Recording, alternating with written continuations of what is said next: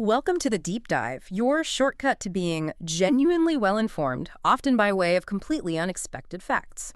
Today, well, we're talking about the subtle art of accidental self-sabotage. Okay, here's a strange question for you.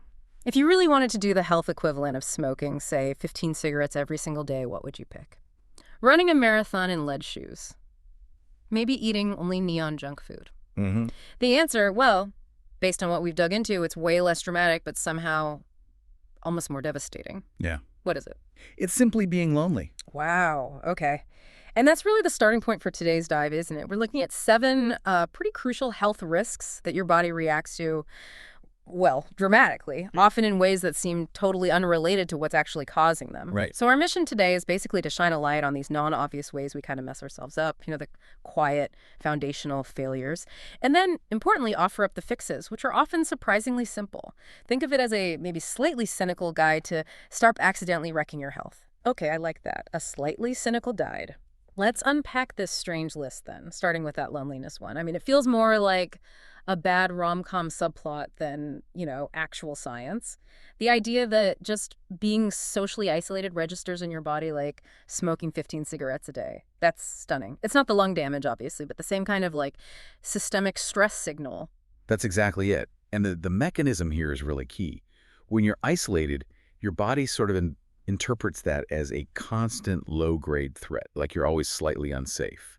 And that keeps your cortisol levels, your main stress hormone, chronically elevated. That constant flood of cortisol leads directly to system-wide inflammation. And inflammation, well, that's basically rolling out the red carpet for cardiovascular issues. Like heart disease, stroke. Heart disease, stroke, high blood pressure, definitely. And here's the bit that seems almost sci-fi. Loneliness doesn't just stress you out, it literally starts flipping switches in your DNA, like shutting down specific immune system genes. Precisely. It sounds wild, but lack of social connection makes you statistically more vulnerable to things like cancer, viral infections, basically because that fundamental human need for connection isn't being met. Your defense is literally lower. Wow. Okay, so what's the fix then? You can't just prescribe friends. Well, you kind of can. It's called the social prescription. Humans are fundamentally social creatures. We need quality connections. So the goal, really, is simple. Aim for at least 3 quality, supportive relationships, people who genuinely lift you up, regular, meaningful engagement. 3 good friends. And hey, if finding those feels tough, shifting your focus outward can be incredibly helpful. Things like volunteering, helping others. It's actually super therapeutic. It directly counters that feeling of isolation. That makes a lot of sense. Like your body chills out a bit when it's focused on the group's well-being, not just its own survival. All right, so from the heart, let's move to the pillow. The next big mistake, the sleep slacker.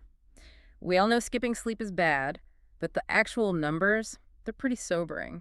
Yeah, get this. Consistently getting less than 5 hours of sleep. It doesn't just make you tired and grumpy. It increases your risk of dying early by 30%. 30. That's a huge tax on your lifespan. And it creates what you could call a metabolic disaster zone almost instantly. If you're chronically sleep deprived, you're like 2 to 3 times more likely to gain weight. Your hunger hormones go completely haywire. Ah, the midnight snack attack. Exactly. You develop these intense cravings for quick energy sugars, refined carbs, and your risk of developing diabetes. It just skyrockets. And the detail that really got me was the link to brain health. We're literally aging our brains faster just by skimping on sleep. It's like forgetting to change the oil in your car, but for your head. That's a great analogy.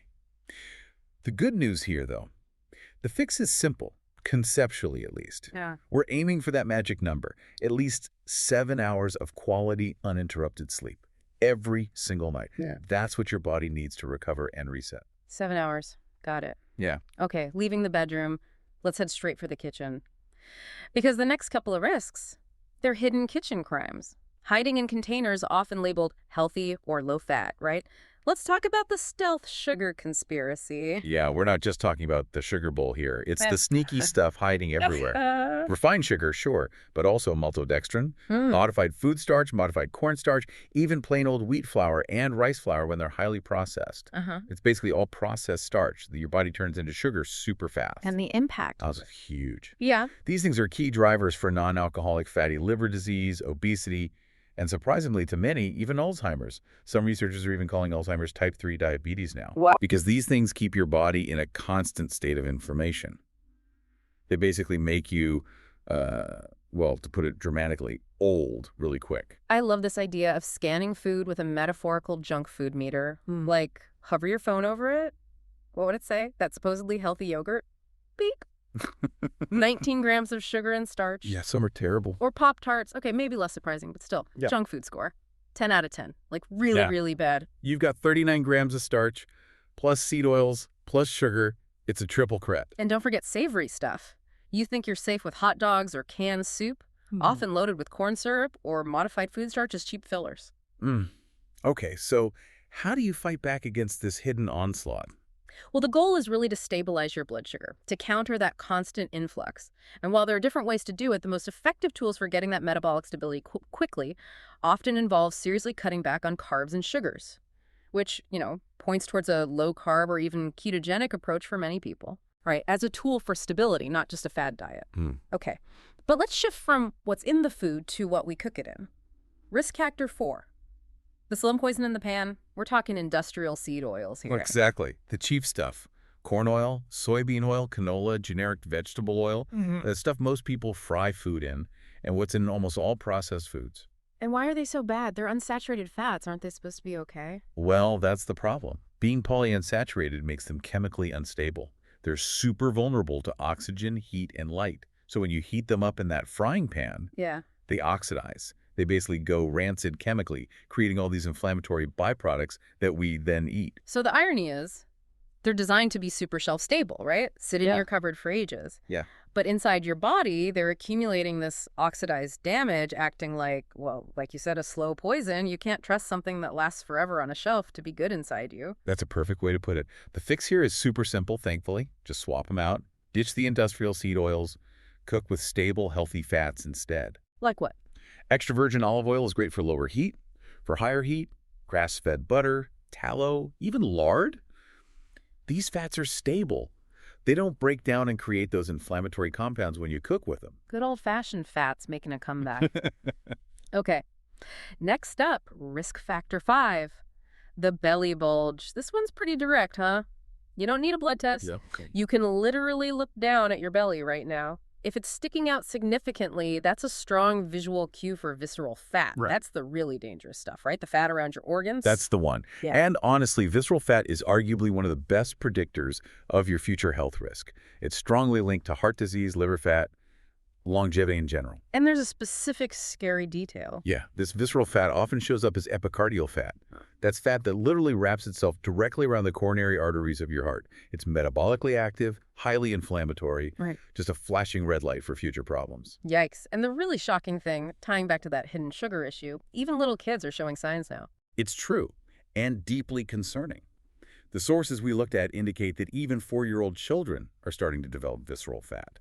This isn't just a middle-aged problem anymore. It's becoming systemic, driven by diet. So what's the fix? Is there a pill for this? If only. Nope. There's no drug, no specific diagnosis code that magically removes visceral fat. The only way is through lifestyle changes that target the root cause, which is usually insulin resistance. Which means? The top 2 tools: intermittent fasting, giving your body breaks from digesting, and again, managing those carbs and sugars, radically reducing them, often via that low-carb or keto framework we mentioned. Okay, so fasting and cutting carbs hits the belly fat. That leads perfectly into risk factor 6 then, the never-ending buffet. This isn't just what you eat, but when. We've become a society of grazers, constant snackers. Perpetual snackers is a good term. Yeah. We're almost trained by marketing to never feel truly empty, to always be topping up. And what does that do biologically? Okay, this is crucial. When you are constantly eating, and I mean anything with calories or that triggers an insulin response, not just junk food, you completely shut down your body's natural self-cleaning mechanism. It's called autophagy. Autophagy, cellular recycling, right? Cleaning out old, damaged parts. Exactly. It's vital. Yeah. But it only really ramps up when you're not digesting food. So if you're always eating, autophagy basically grinds to a halt. And the result is? Your body just fills up with old, dirty, damaged cellular junk. It can't clean house effectively, and that dramatically accelerates the aging process. You're basically letting cellular garbage pile up. Hang on, though. What about things like black coffee or sugar-free gum? We're often told grazing keeps metabolism high. Does a coffee stop the cleaning crew? That's a great question. Generally, black coffee is fine. No significant calories, minimal insulin response for most people. But anything with calories, anything that spikes insulin, or really anything that requires digestion, Yeah. yeah, that puts the brakes on autophagy. So the fix sounds almost too simple. It is deceptively simple, but incredibly powerful for anti-aging. Cut out the snacking completely. Only eat when you're genuinely hungry. And maybe even more importantly, don't eat when you're not hungry. Give your body those digestive breaks. Powerful. Okay, final category. Risk factor 7. The nutrient deficit drama. So not things we're getting too much of, but things we're missing. Exactly. 3 specific nutrient shortages that can cause systemic chaos. Let's start with magnesium. Okay, magnesium. Deficiency is rampant, Right. really common.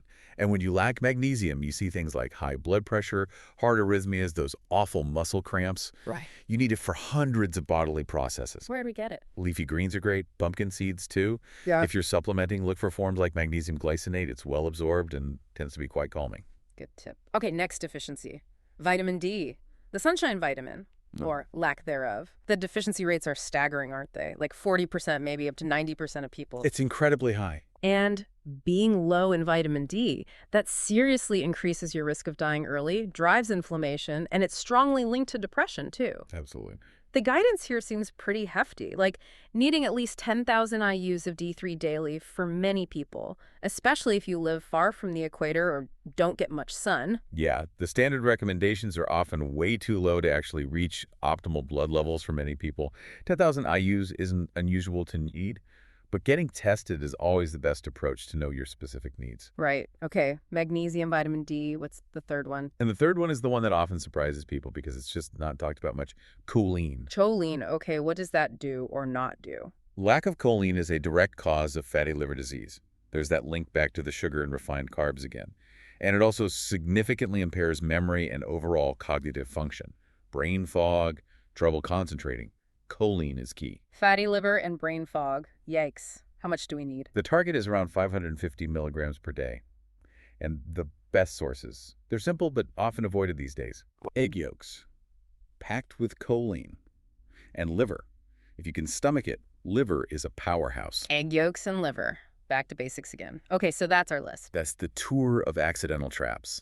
Loneliness, sleep debt, hidden sugars, those slow poison oils, the belly fat indicator, constant snacking shutting down cleanup, and that crucial nutrient trio, magnesium, vitamin D, and choline.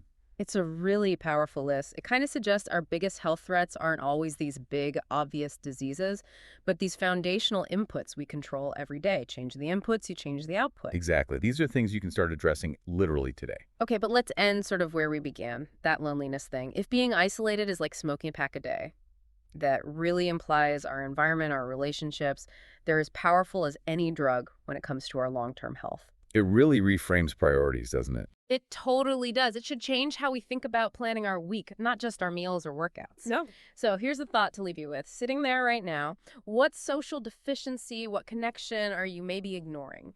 That thing that's quietly taxing your body bit by bit every single day. Something to think about. Thanks for diving deep with us.